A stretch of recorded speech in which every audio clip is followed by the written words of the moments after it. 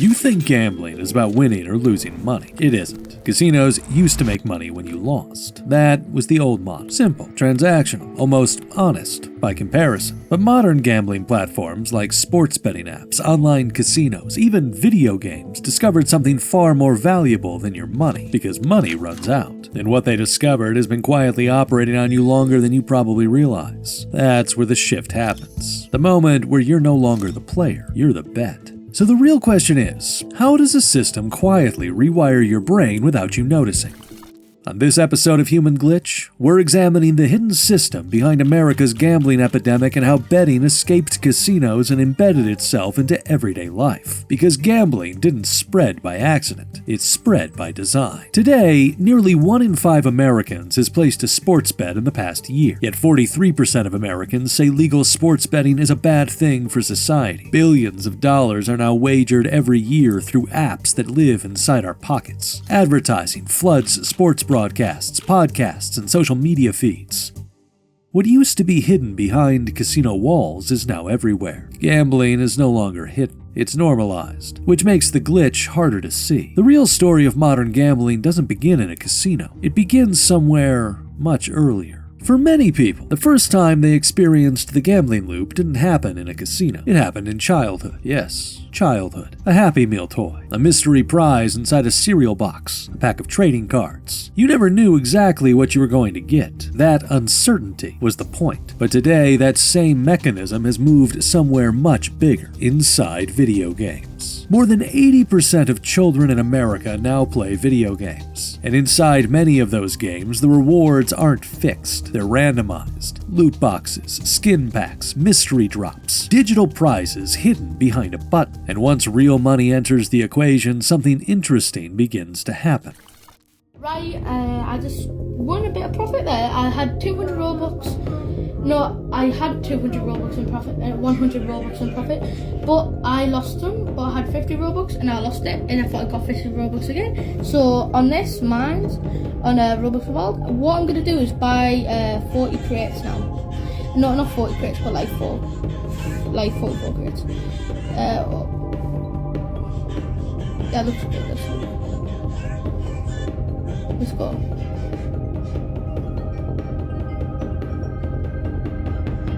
Let's go. We're in profit. Research shows that about 1 in 3 children now spends real money inside video games. For some teenagers, those purchases become routine, with studies finding many spending around $50 monthly on randomized loot boxes alone. Which means long before they've placed their first sports bet, their brain has already experienced the core mechanics of gambling hundreds, sometimes thousands of times, significantly increasing the chances of engaging in real gambling later in life. Because the brain isn't learning a game, it's learning a pattern built around anticipation, near misses, and the possibility of a reward just out of reach. A reward hidden behind uncertainty, a rare prize just uncommon enough to keep them trying again and again and again. And once that pattern takes hold, something interesting begins to happen inside the brain. What looks like entertainment on the surface is actually training a very specific behavioral loop. It doesn't happen all at once. It happens gradually, through a series of small shifts in how the brain responds to uncertainty, loss, and reward. Over time, those shifts follow a pattern that unfolds in 5 stages. The 5 stages of neural rewiring that turn gambling from a game into something much harder to walk away from. Stage 1. Anticipation conditioning. Let me ask you something. What actually feels better, getting a reward or almost getting one? Your instinct probably says the reward itself, but neuroscience tells a very different story. Dopamine, the chemical most people associate with pleasure, doesn't spike when you receive a reward. It spikes before you get it, in the moment of anticipation, in the maybe, in the uncertainty just before the outcome is revealed, which means the brain is often more stimulated by the possibility of winning than the win itself. And that discovery changed everything, because modern gambling systems are built almost entirely around that single biological quirk. Slot machines, sports parlays, loot boxes, mystery drops. They're all designed around uncertainty. Your brain isn't just reacting to the game, it's being trained to crave the moment before the result, the spin, the reveal, the opening of the box. This is where the brain begins associating uncertainty with excitement and where the next stage begins. Stage 2. Near-miss amplification. Think about the last time you almost won something. 2 matching symbols on a slot machine, but the third just barely missed. A sports bet that lost by a single point. A rare item in a loot box that almost appeared. Moments like these feel frustrating, but they also feel strangely motivating. That's not an accident. Near misses activate many of the same reward circuits in the brain as actual wins. In other words, your brain responds to almost winning as if you're getting closer to success, even when you're actually losing. From the brain's perspective, a near miss doesn't register as failure. It registers as progress. Motivation spikes. The urge to try again gets stronger, which is exactly why modern gambling systems engineer near misses so carefully. Slot machines are programmed to display them. Video games build them into loot box animations. Sports betting parlays stretch the outcome across multiple events, so the final loss feels agonizingly close. Because a clean loss makes you walk away, but an almost win makes you lean forward and try again. Your brain starts chasing that feeling of almost, removing the one thing that could interrupt the loop, time to think. Which brings us to stage 3, friction removal. By the time your brain starts chasing uncertainty and near misses, the system only needs to do one more thing. It needs to remove the moment when you might stop, because your brain has a built-in safety mechanism, a short pause between impulse and action. That pause is where the rational part of your brain has time to step in. It asks questions like, is this actually a good idea? Maybe I should stop. But modern gambling systems are designed to erase that pause completely. One-click deposits, instant rebets, autoplay features that spin again before your brain even processes the last result, push notifications timed to arrive late at night, or right after a loss, or during moments when impulse control is already weakened. The goal isn't to force you to gamble, it's to keep the decision moving faster than your brain can evaluate it, because the longer you think, the more likely you are to walk away. But when the pause disappears, something else takes over, the habit system. And the habit system doesn't analyze risk, it just repeats the behavior it has already learned. Which means by this stage, you're not really deciding to gamble anymore, you're reacting. And once the brain reaches that point, the emotional system begins to flip in a way most people never expect, which brings us to stage 4, emotional inversion.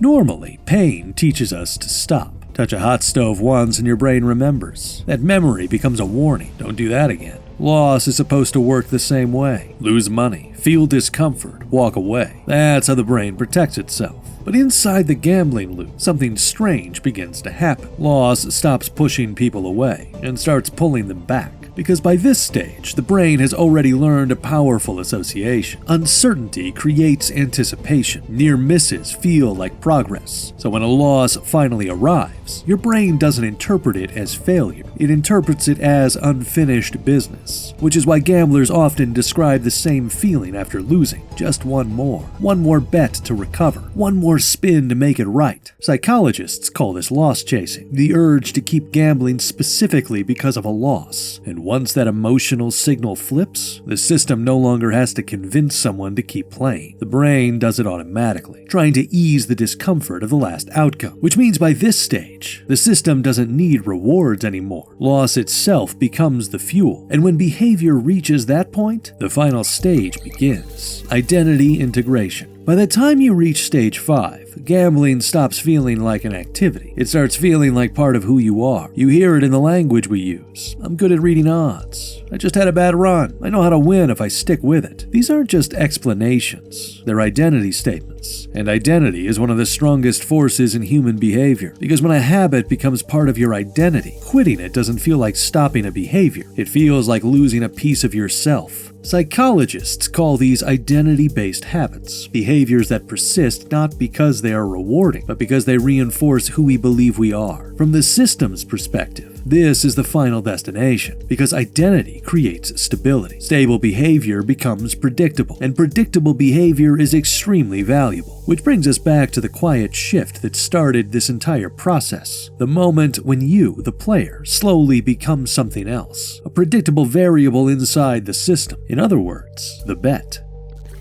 When behavior becomes predictable, something important changes. The system no longer needs luck, because the real value was never the money being wagered. It was the behavioral data created while people played. Every hesitation, every near miss, every moment someone decides to try again. Thousands of tiny decisions stitched together into a model of human behavior, a model that learns how people react to uncertainty, loss, and reward. And once a system understands those reactions well enough, it doesn't just host the game, it can shape the way the game is played. So the next time you open a betting app or a loot box, or any system built on uncertainty, remember the quiet shift that started it all. The moment when you, the player, become something else. The bet.